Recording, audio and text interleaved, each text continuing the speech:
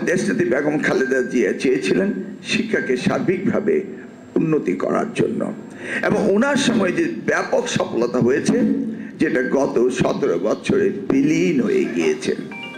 Curriculum হতে শুরু করে, জিপিএ গ্রেডিং হতে শুরু করে এমন কোনো জায়গায় নেই যে দ্বারা এই শিক্ষা ব্যবস্থাকে ধ্বংস করেনি।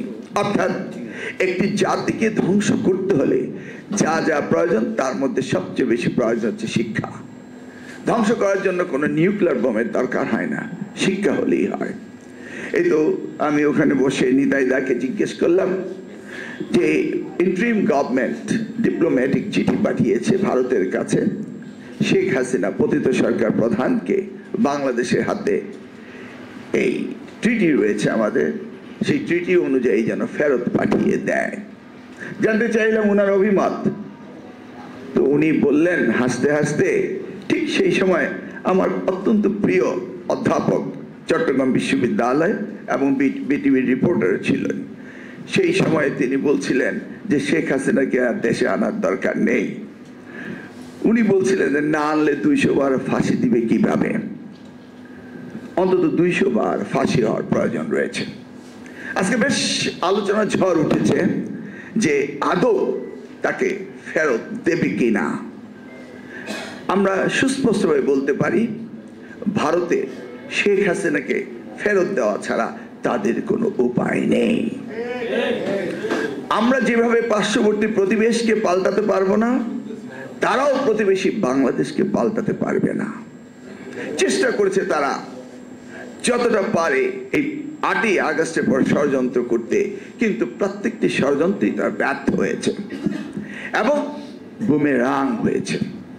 তারা ভেবেছিল আমাদের ভিসা বন্ধ করে দিলে আমরা কষ্ট পাবো, নির্যাতিত হব এবং তাদের দ্বারস্থ হব, কিন্তু ভিসা বন্ধ করে দেখা গেল তাদের মেডিকেল সেক্টরে ধস নেমেছে। তারা ভিসা বন্ধ করে দিয়ে দেখলো তাদের পর্যটন সেক্টরে ধস নেমেছে।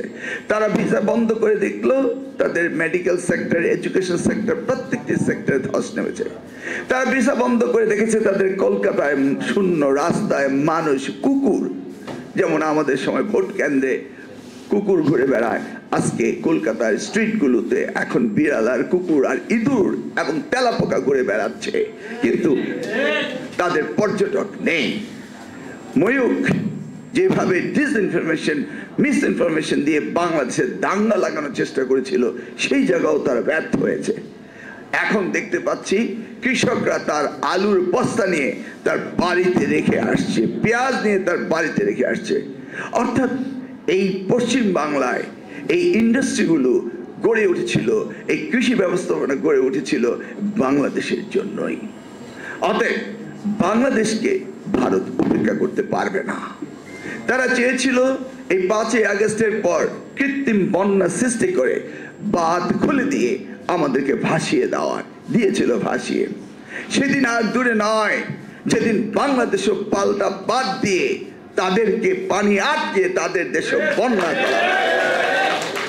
আমরা ভারতের সাথে যে পররাষ্ট্রনীতি চাচ্ছি সেখানে মেলাইজ টু নান, আমরা তাদের সাথে সুসম্পর্ক চাচ্ছি, কিন্তু ভারত জনগণের সাথে জনগণের সম্পর্ক না করে, প্রতিবেশী রাষ্ট্রের সাথে প্রতিবেশী রাষ্ট্রের সুসম্পর্ক না করে, একটি পতিত সরকারের সাথে তারা সম্পর্ক রেখে বাংলাদেশকে তারা তাদের করলগত করতে চাচ্ছে।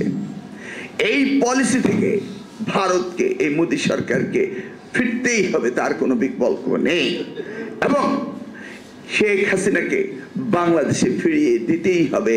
কারণ আমাদের সাথে যে ট্রিটি রয়েছে, যে স্বাক্ষর তারা করেছে, তাতে কোনো বিকল্প নেই। যদি তারা না দেয় তাহলে হেগে আইসিসি কোর্টে আমরা যাব এবং সেখানে নিশ্চিত আমরা তাকে ফেরত পাবো। যেই বাংলাদেশকে যেভাবে তারা ধ্বংস করেছে, যেইভাবে আমাদেরকে শিক্ষা ব্যবস্থা হতে অর্থনৈতিক ব্যবস্থা লুট করে বাংলাদেশকে ধ্বংস করেছে, সেখান থেকে আমাদের ফিরে আসতেই হবে। আপনি দেখেছেন গত পরশুদিন $300 মিলিয়ন পাচারের একটি নতুন খবর বেরিয়েছে। এই খবরটি 2014 সালে সিজার বলে বাংলাদেশি বংশ উদ্ভূত একজন আমেরিকান নাগরিক, 24 বছর বয়সী, সে এই বিষয়টা নিয়ে FBI সাথে লড়েছিল বলে তাকে 44 মাস জেল খাটতে হয়েছিল। একটি প্রেস কনফারেন্স করেছিল, তার কাছে নথি ছিল এই $300 মিলিয়ন পাচারের, এবং নিউ ইয়র্কের জ্যাকসন হাইটে একটি রেস্টুরেন্টে, বাংলাদেশের রেস্টুরেন্টে একটি প্রেস কনফারেন্স করতে গিয়েছিল। ওই যুক্তরাষ্ট্রের আওয়ামী লীগ তাদেরকে পিটিয়েছিল। শুধু বাংলাদেশে নয়, বিদেশের মাটিতেও তারা কথা বলতে দিত না। এই সেই আওয়ামী লীগ, এই সেই পতিত সরকার, তারা আজ পালিয়েছে। অতএব তাদেরকে ধরে এনে বাংলাদেশের মাটিতে বিচার করতেই হবে। আমার অত্যন্ত ঘনিষ্ঠ বন্ধু শাহ আলম বললেন যে তাকে যদি ধরে নিয়ে যেত তাহলে কি হতো। আপনি নিশ্চিত থাকতে পারেন, হারুন সাহেব যদি আপনাকে ধরে নিয়ে যেত, একটি সুন্দর ভাতের হোটেল ছিল, আপনাকে ভালোভাবে ভাত খাওয়াতো, সেই নিশ্চয়তা তিনি দিয়েছিলেন। তাই ঘাবড়ানোর কোনো কারণ আপনার ছিল না। সুধী মণ্ডলী, বাংলাদেশের শিক্ষা ব্যবস্থার পরিবর্তন আসতেই হবে, এর কোনো বিকল্প নেই।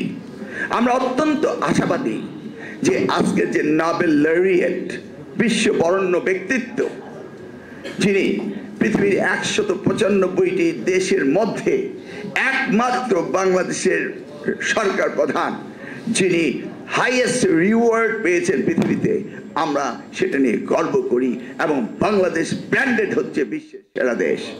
আমরা দেখেছি এই সরকার তারা অনেক সাফল্য এনেছে। তারা অর্থনৈতিক ক্ষেত্রে, ব্যাংকিং সেক্টরে, দুর্নীতির শ্বেতপত্র হতে শুরু করে অর্থনৈতিক শ্বেতপত্র, এই গুটি কয়েক বিষয়ে তারা বেশ সফলতা দেখিয়েছে।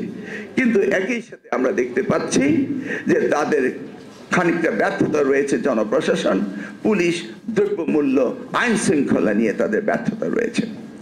এই ব্যর্থতার ঝুড়ি বৃদ্ধি হতে না হতেই ষড়যন্ত্রকারীদের ষড়যন্ত্র যেন না হয়, বিলম্বিত নির্বাচন হলে ষড়যন্ত্র দানা বাঁধতে পারে, সেই জন্য আগামী দিনের রাষ্ট্র পরিচালনার জন্য নির্বাচন যত শীঘ্রই দেওয়া যায় ততটাই আমি মনে করি ভালো।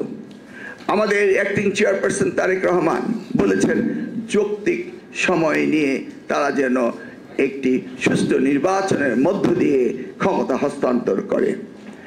যেহেতু আমরা দেখতে পাচ্ছি যে সরকারের খানিকটা ব্যর্থতার ঝুলি বেড়ে যাচ্ছে, সেই জন্য আমরাও চাচ্ছি অতি শীঘ্রই যেন নির্বাচনটি করে একটি রাজনৈতিক দলের কাছে ক্ষমতা হস্তান্তর করা হয়।